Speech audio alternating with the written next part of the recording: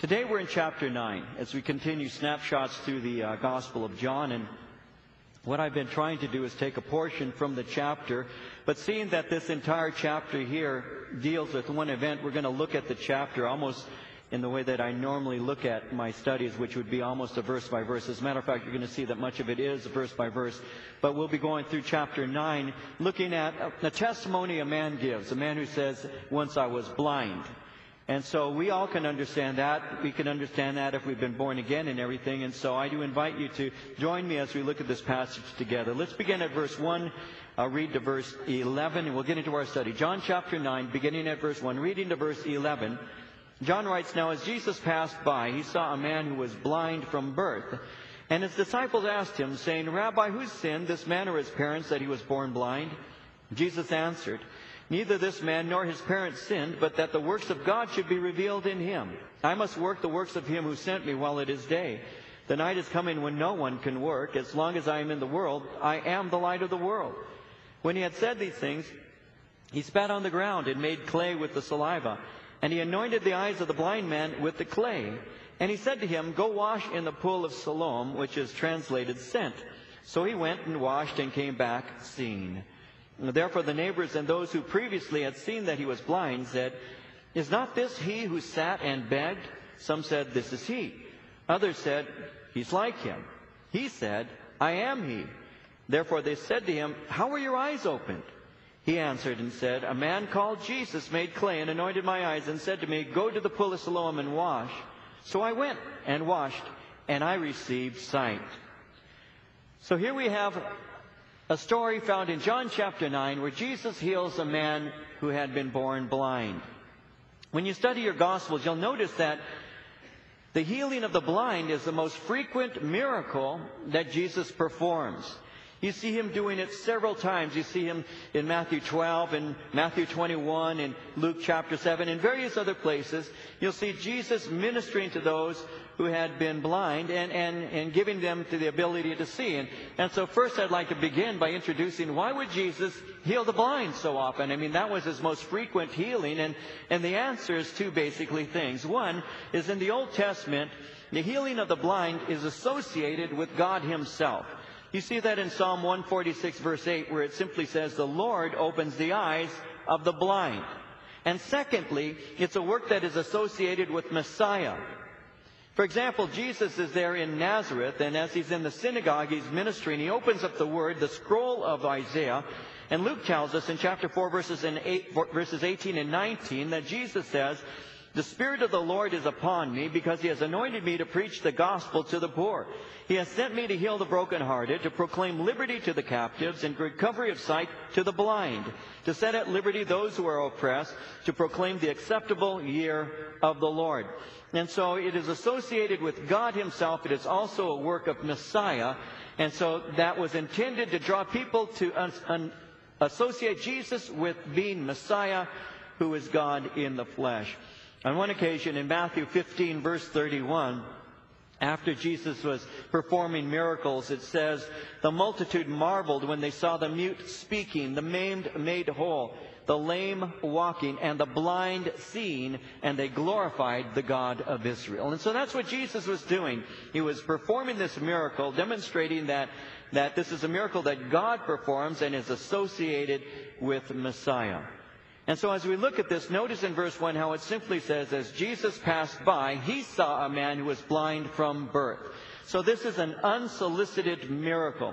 Jesus is the one who sees the man, and Jesus is the one who decides to do something for him. It's unlike that which took place with Bartimaeus there by Jericho, where this blind man named Bartimaeus was on the side of the road, and he heard that Jesus was passing by. And according to Mark 10:47, when he heard that it was Jesus of Nazareth, he began to cry out and say, "Jesus, Son of David, have mercy on me." It's unlike that, where Bartimaeus cries out and says, "Have mercy on me." Jesus, in an unsolicited fashion, approaches this man and brings a healing to him. We have an application of that.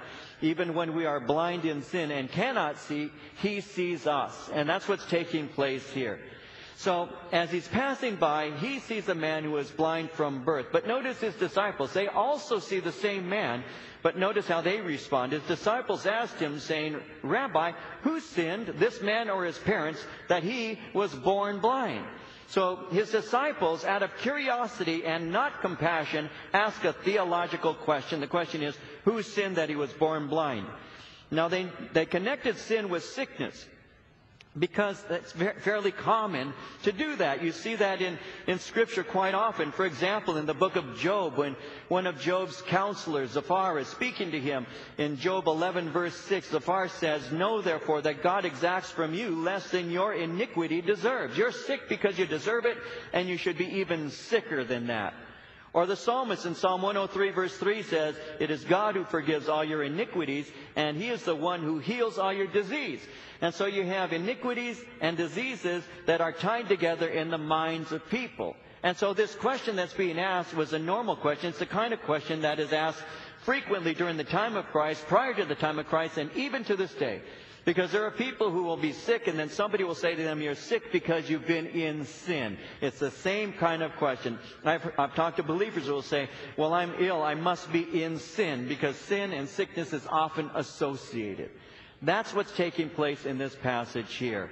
So the question is, who sinned, this man or his parents, that he was born blind? Now, notice how they say, who sinned this man? During this time, some believed it was possible to actually sin while still in the womb. They thought it was possible, and sometimes they point to Genesis 25, where Esau and Jacob were struggling in their mother Rebekah's womb, and they'd say, "Well, see, you have a propensity and capacity to sin even while being in the womb." There are others who incorrectly believed that in a pre-existent state, their soul sinned. Of course, that was in error, but some believed that. And so who sinned, this man, and secondly, or his parents, that he was born blind? So secondly, some believed that the child could be punished because of the sins of the parents. The sins of the parents. The parents were in sin, and therefore this child was born blind. They got that out of Exodus 34, verse 7, where it states there that God visits the iniquity of the fathers upon the children and the children's children. And so they'd say, well, see, it's possible for a child to be punished because of a father or a mother or both of their sin, that they would be born blind. But what's Jesus' response to this as he answers their theological question? Verse 3, "Neither this man nor his parents sinned, but that the works of God should be revealed in him. I must work the works of him who sent me while it is day. The night is coming when no one can work. As long as I'm in the world, I am the light of the world."